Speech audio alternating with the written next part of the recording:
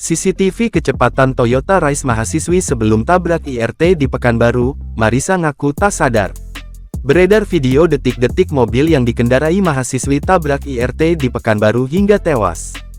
Tragedi mahasiswi tabrak IRT di Pekanbaru yang dikendarai mahasiswi bernama Marisa Putri, 21 terekam CCTV. Dalam rekaman CCTV itu, terlihat kondisi jalan yang sepi karena masih pagi buta. Pasalnya peristiwa kecelakaan terjadi sekitar pukul 5.45 waktu Indonesia Barat.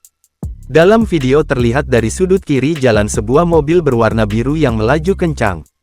Kecepatan mobil tersebut jauh melampaui kecepatan motor yang melintas pada bagian lain jalan. Kondisi jalan saat itu terlihat tidak begitu ramai, namun terdapat beberapa pengendara motor yang melintas.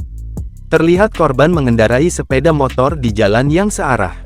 Tiba-tiba mobil yang dikendarai Marisa melaju sangat kencang dari belakang. Mobil Marisa langsung menghantam sepeda motor korban dengan kencang. Bukannya berhenti, Marisa pun langsung melajukan mobilnya pergi. Sempat dikejar warga, Marisa Putri akhir kembali ke lokasi kejadian.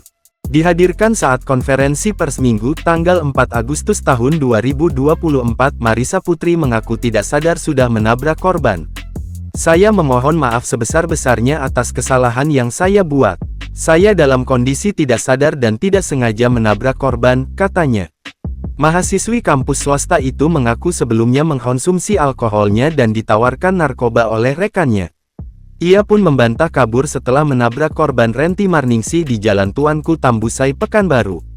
Ia kembali ke lokasi kejadian setelah dikejar oleh warga.